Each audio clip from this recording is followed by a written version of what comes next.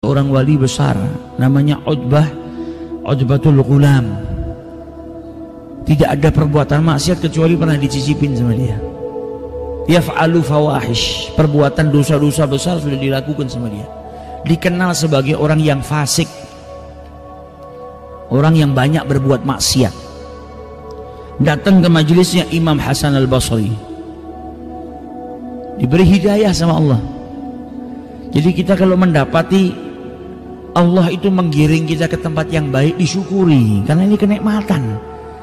Kita nggak mungkin diberikan taufik sama Allah untuk hadir ke majelis ilmu kecuali sudah ada banyak kebaikan yang Allah siapkan untuk kita. Ya kita mau diampuni, ya kita mau dikasih ilmu, ya kita mau dikasih keberkahan dan lain sebagainya. Ini orang ahli maksiat. Utbatul Ghulam syaribul khamr, kerjaannya mabuk, kerjaannya berbuat maksiat. Tiba-tiba tergiring hatinya untuk hadir ke majelisnya Imam Hasan al-Basri. Sampai di sana dia mendengarkan Imam Hasan al-Basri menjelaskan ayat di mana Allah Subhanahu wa taala berfirman, "Alam ya'ni lil ladzina amanu an takhsha'a qulubuhum li dzikrillah?" Apakah belum tiba saatnya bagi mereka orang-orang yang beriman hatinya itu merasa takut ketika berzikir mengingat Allah taala? Kemudian Imam Hasan al-Basri memberikan penjelasan tentang ayat ini dengan penjelasan yang luar biasa sampai orang semuanya menangis, termasuk Utbatul Ghulam, orang yang ahli maksiat yang menghabiskan usianya untuk mendatangkan kemurkaannya Allah dengan perbuatan-perbuatan dosanya, bisa nangis mendengarkan nasihat yang tulus yang keluar dari lisannya Al-Imam Hasan al-Basri. Selesai dari itu beliau tanya, "Ya Syekh, apakah Allah itu mau menerima taubat seseorang pendosa seperti saya ini? Saya yang berlumuran dosa ini, apakah kalau taubat diterima sama Allah?" Maka kata Imam Hasan al-Basri, diterima. Pintu taubatnya Allah terbuka. Gak seperti manusia. Manusia kalau kita berbuat salah sama orang, belum tentu kita minta maaf diterima. Kalau Allah pintu taubatnya terbuka. Kau punya dosa seperti apapun diampuni kalau kau betul-betul minta ampun kepada Allah.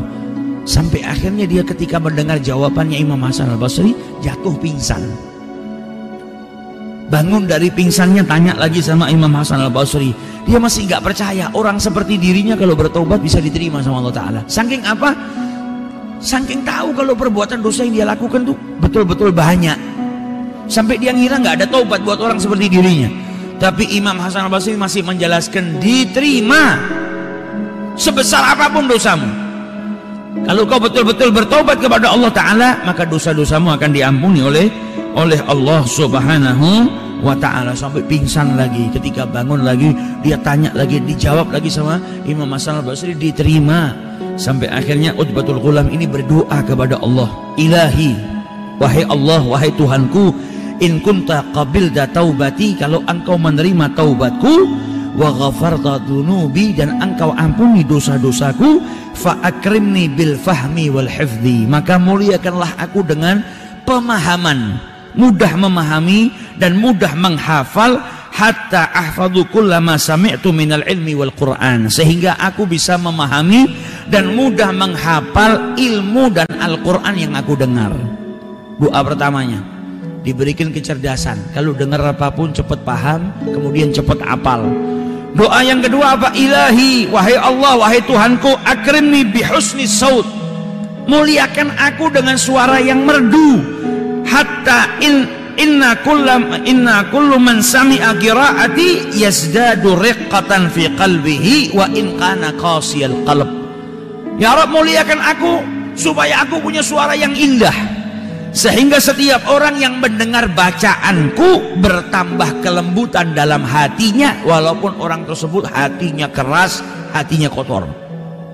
Kemudian yang ketiga dia berdoa, "Ilahi akrimni birizqil halal." Ya Allah, muliakanlah aku, berikanlah aku rezeki yang halal, warzuqni min haitsu la ahtasib, dan berikanlah aku rezeki yang tidak terduga-duga. Dan doanya diijabahi sama Allah Ta'ala. Karena orang yang bertaubat itu berubah derajatnya dari orang yang dimurkai menjadi apa? Menjadi kekasihnya Allah Subhanahu wa Ta'ala. Innallaha yuhibbut tawwabina wa yuhibbul mutatahhirin. Allah cinta, sayang kepada orang-orang yang banyak bertaubat, senantiasa bertaubat. Ketika orang bertobat, dia naik ke derajat dicintai sama Allah. Kalau sudah dicintai, doanya diijabahi sama Allah Ta'ala.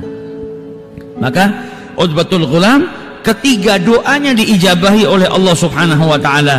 Fastajaballahu jami'u du'ahu hatta zada fahmahu wa hifdhuhu. Sampai akhirnya dia ditambahkan oleh Allah pemahamannya, daya hafalnya kuat, sehingga diriwayatkan wa kana idza qara'al Qur'an taba kullaman sami'a qira'atih. Kalau baca Al-Qur'an, orang yang dengarkan bacaannya bertaubat kepada Allah Subhanahu wa Ta'ala. Saking merdunya suaranya sampai menusuk ke kalbu. Setiap baca Al-Quran,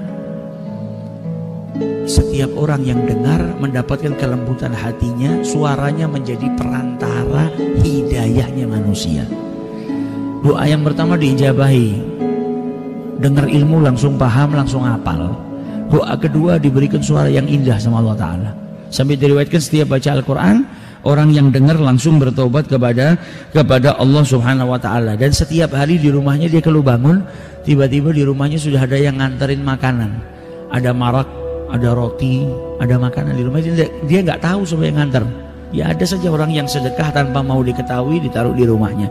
Dan itu semua mustamir, terus berjalan sampai dia meninggal dunia. Ini doanya orang yang betul-betul bertaubat kepada Allah Subhanahu wa Ta'ala. Jadi jangan pernah putus asa. Justru kalau kita bertaubat sama Allah Subhanahu wa Ta'ala, kita akan naik ke derajat jadi pecintanya Allah Subhanahu wa Ta'ala.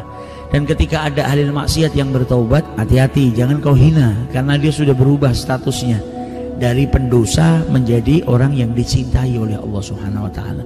Bisa jadi dirimu belum jadi pecintanya Allah, bisa jadi dirimu belum dicintai sama Allah, bisa jadi engkau belum jadi kekasihnya Allah. Tapi orang yang kau pandang rendah itu karena dia bertobat, taubatnya diterima, dia jadi kekasihnya Allah Subhanahu wa Ta'ala.